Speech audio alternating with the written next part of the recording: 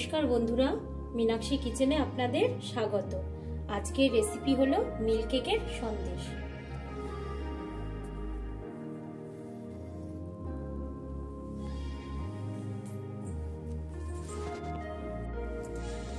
Milk কেকের সন্দেশের জন্য উপকরণ লাগছে, আমি এখানে 500 ছানা নিয়ে নিয়েছি।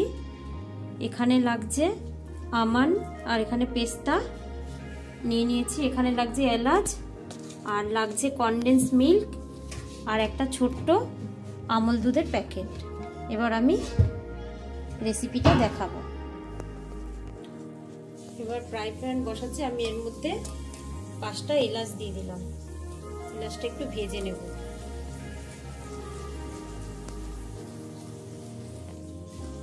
আমি মিল্ক কেকের সন্দেশটা আমি গোপালের জন্য বানাচ্ছি। আমার ঘরে গোপাল ঠাকুর আছে, ওর জন্য বানাচ্ছি। আমি এলাচটা নামিয়ে নিচ্ছি।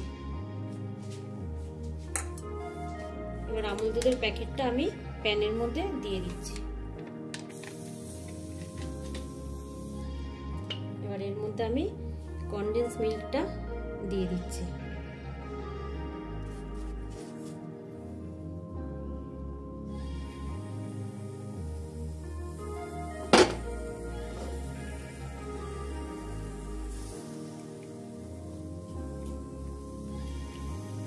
দুধ 500 ছানা বলে তাই আমি কনডেন্স মিল্কটা পুরো দিয়ে দিচ্ছি।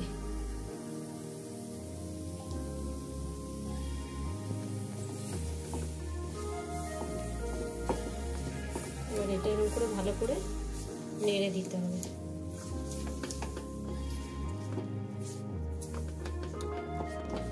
এবার এর মধ্যে আমি ছানাগুলো ভেঙে ভেঙে দিয়ে দেবো।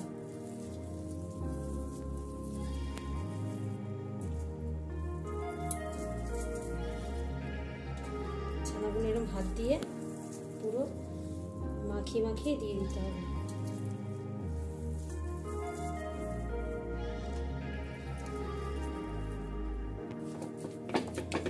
এবার এটাকে ভালো করে পুরো মিশিয়ে নিতে হবে। কনডেন্স মিল্কের সঙ্গে ছানাটা পুরো মিশিয়ে নিতে হবে। গ্যাসের ফ্লেমটা মিডিয়াম করে দিতে হবে।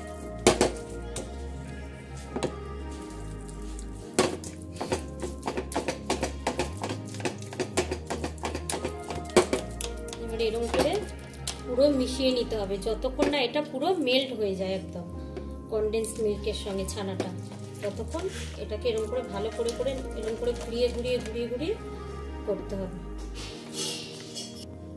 এবার ভাজা এলাচটা আমি এই দানাগুলো বার করে নিচ্ছি।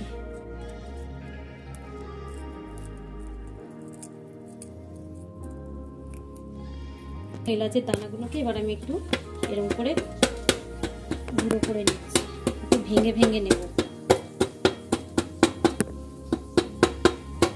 যেহেতু আমি ঠাকুরের জন্য বানাচ্ছি, আমি ওই জন্য অন্য কিছু দিয়ে গুঁড়ো করছি না, মিক্সিতে গুঁড়ো করছি না।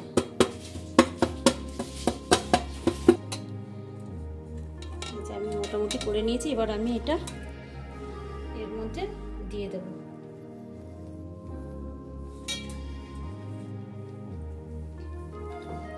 এবার আমি গ্যাসের ফ্লেমটা একটু বাড়িয়ে দেব।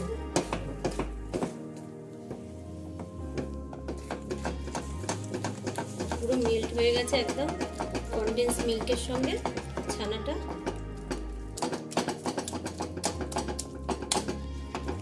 এবার এরকম ঘুরিয়ে ঘুরিয়ে ঘুরিয়ে ঘুরিয়ে করতে হবে।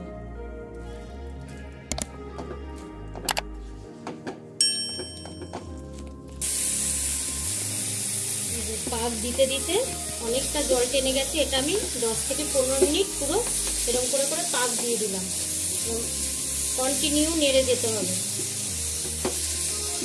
খুব সুন্দর ছানাটা পাক হয়ে গেছে একদম তেল তেল তেল তেল মতন হয়েছে।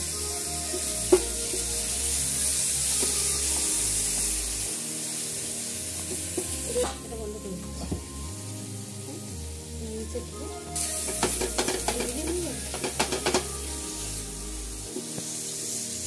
হয়ে গেছে। আমি গ্যাস বন্ধ করে দিচ্ছি।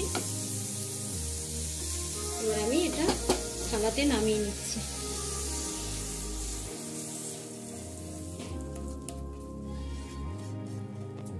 এবার এটা আমি সমান করে করে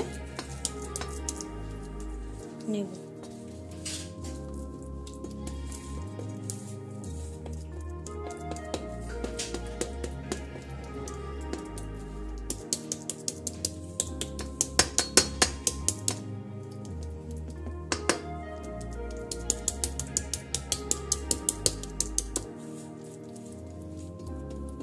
এটা চতুর্দিকে এরকম চৌকো করে দিতে হবে সুন্দর করে।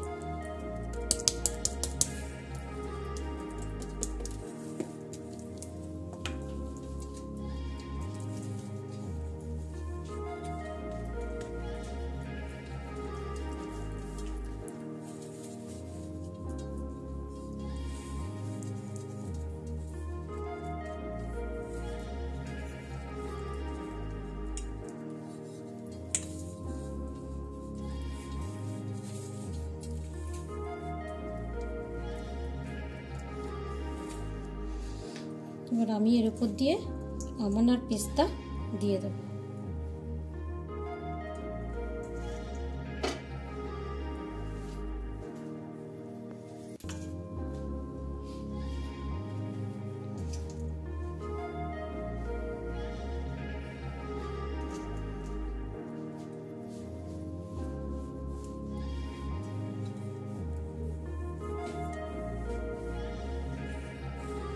এবার আমি পিস পিস করে কেটে নেব।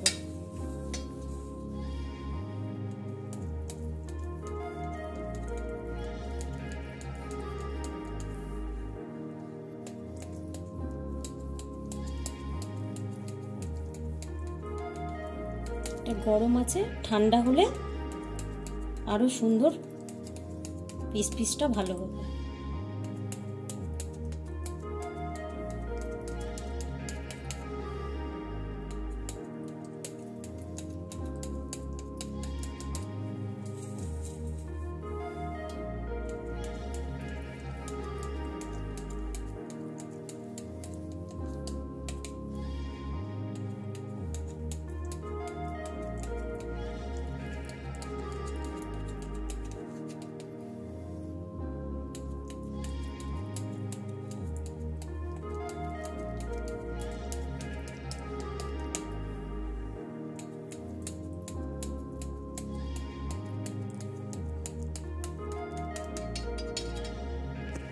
এবার আমি এক পিস তুলে দেখাচ্ছি। দেখুন খুব সুন্দর, বরফিটা খুব সুন্দর হয়েছে। এরকম করে মিল্ক কেকের সন্দেশ বানাতে হবে। আমি কালকে গোপালকে ভোগ দেব। এটা বন্ধুরা, মিল্ক কেকের সন্দেশের রেসিপিটা কেমন লাগলো আপনারা কমেন্ট করে জানাবেন। আপনারা যারা যারা বাড়িতে ঠাকুর আছে আপনাদের, তারা ঠাকুরকে এরকম করে বাড়িতে বানিয়ে দিতে পারবেন। আপনাদের রেসিপিটা ভালো লাগলে লাইক, শেয়ার, সাবস্ক্রাইব করে দেবেন। Thank you.